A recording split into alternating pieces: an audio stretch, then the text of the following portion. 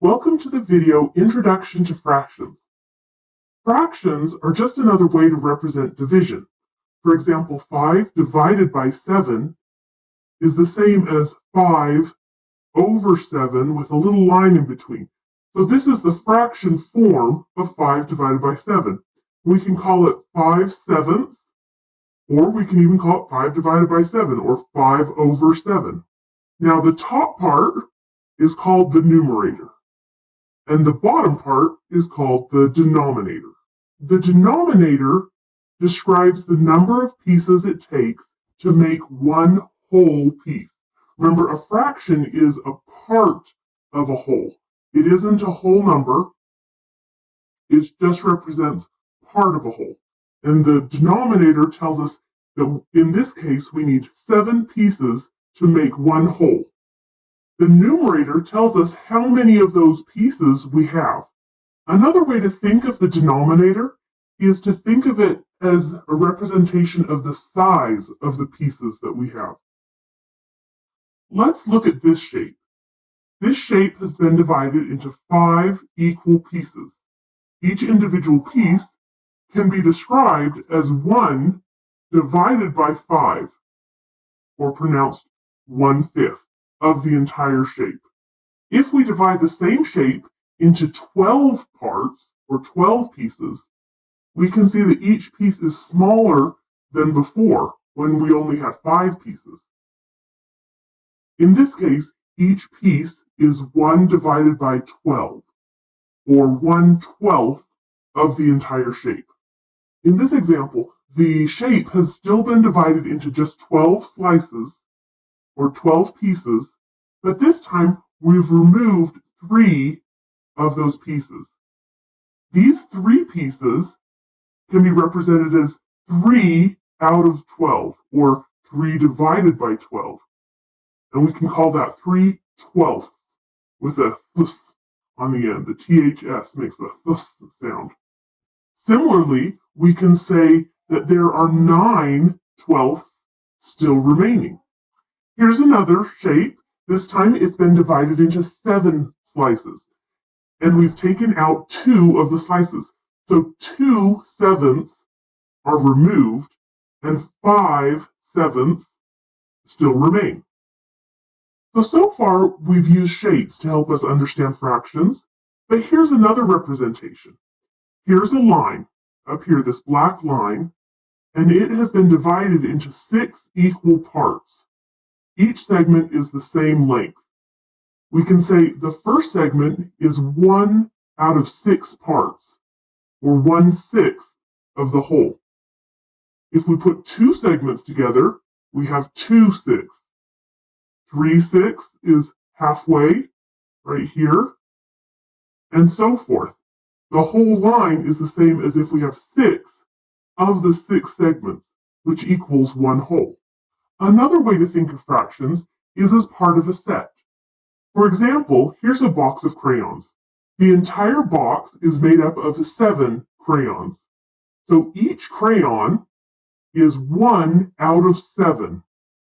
If we take 3 of these crayons and give them to a friend, we have taken 3 out of the 7 crayons. So 3/7 of the crayons and given them away. This leaves us with 4/7 of the crayons remaining.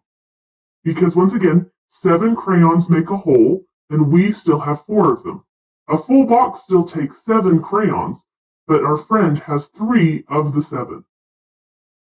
Let's try 12 divided by 66.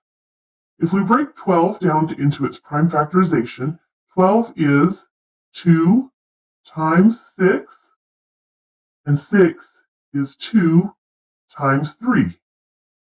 So its prime factorization is 2 times 2 times 3. If we break 66 down into its prime factorization, 66 is equal to 6 times 11, and 6 can be broken down into 2 times 3. So the prime factorization of 66 is 2 times 3 times 11. Using the concept of canceling out any common factors between the numerator and the denominator, we can cancel out 1, 2 in both the numerator and the denominator, and we can cancel out 1, 3 as well. So what we are left with is 2 over 11. So 12 divided by 66 is equal to 2 divided by 11. And since 2 and 11 don't have any factors in common, we know that 2 divided by 11 is the simplest form this fraction can take. Now let's do another example. 24 divided by 48. Now sometimes we don't have to go all the way down to the prime factorization. If we can see that these have a common factor that isn't prime, we can also use that.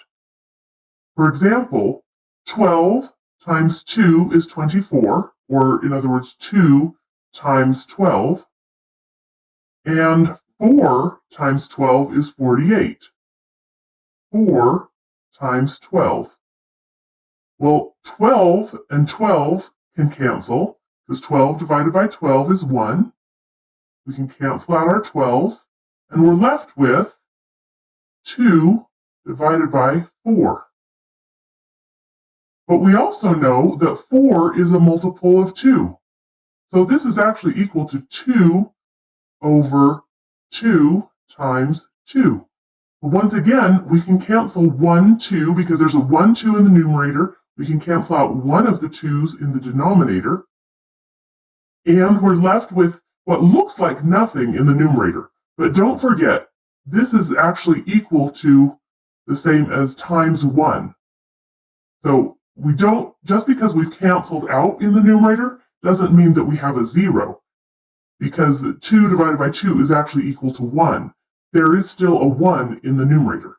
So 24 divided by 48 is equal to 1/2, or 1 divided by 2, because that's all that was left. We had a 1 in the numerator and a 2 in the denominator. Let's try one more. 20 divided by 21. Well, the prime factorization of 20 is, we do it, we have 4 times 5, which is 2 times 2 times 5. So that equals 2 times 2 times 5. And the prime factorization of 21 is 3 times 7.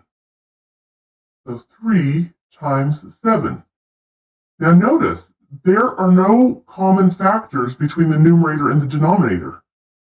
So 20 divided by 21 is as simplified as it can be, because there aren't any common factors between the numerator and the denominator. Even though neither one is a prime number, they are relatively prime to each other in that they don't have any common factors. So 20 over 21 is as simplified as it can be, and that is our answer. Addition and subtraction of fractions with common denominators. Common denominator just means that all of the pieces are the same size. For example, here we have 2 pizzas. Each pizza has been divided into 8 pieces, so they have a common denominator of 8, but both pizzas have had some slices eaten, so the remaining amount in the pizza on the left is 4/8, and the remaining amount in the pizza on the right is 3/8, or in other words, 3 out of the 8 pieces still remain. If we wanted to combine these 2 pizzas just into one, how many slices would we have? Well, let's go ahead and combine these 2 pizzas.